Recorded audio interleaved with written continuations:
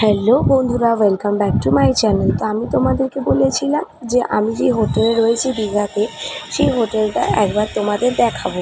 তো চলো এবার ঘুরে দেখা যাক। তো আজকে আমরা রয়েছি হচ্ছে রুমকিস প্যালেস হোটেল। রুমকিস প্যালেস এটা হচ্ছে নিউ দীঘাতে।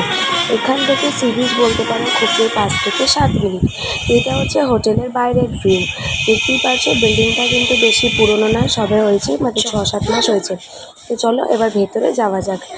এই যে সিঁড়িটা দেখতে পাচ্ছ, এখান থেকে চলে যাচ্ছি আমরা ফার্স্ট ফ্লোরে, কারণ যেহেতু আমরা গ্রাউন্ড ফ্লোরে আছি।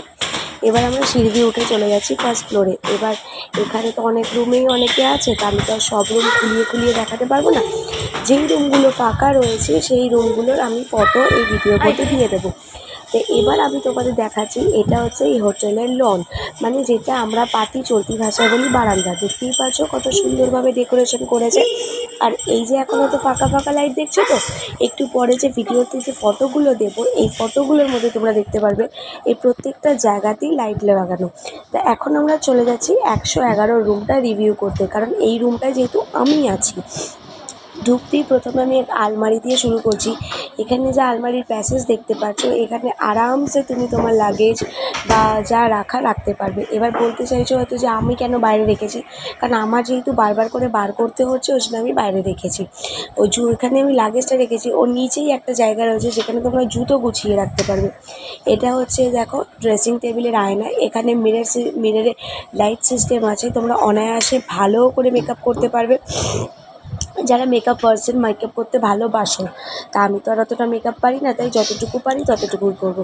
এখানে দেখতেই পাচ্ছ বেডের সাইডে একটা সোফা রয়েছে, এখানে একটা টেবিল রয়েছে, মানে জায়গার কোনো শেষ নেই, অনেক জায়গা রয়েছে, তোমরা যেখানে যেটা ইচ্ছে রাখতে পারো। তো দেখতেই পাচ্ছ এসিও আছে, নন এসিও রুম আছে, এবার যেটা তোমরা নিতে চাও। বেড দেখতেই পাচ্ছ কমফোর্টেবল ডাবল বেড আছে, তোমরা যে মানে 2 জন আসো 3 জন আসো আরামসে এখানে শুতে পারবে। এই যে পর্দাটা দেখতে পাচ্ছ, এর অপোজিটই রয়েছে হচ্ছে ব্যালকানিটাও অসাধারণ। এবার আমরা যাব হচ্ছে বাথরুমের দিকে, কারণ আমরা যেখানেই যাই না কেন সেখানে আগে দেখি যে বাথরুমটা কীরকম।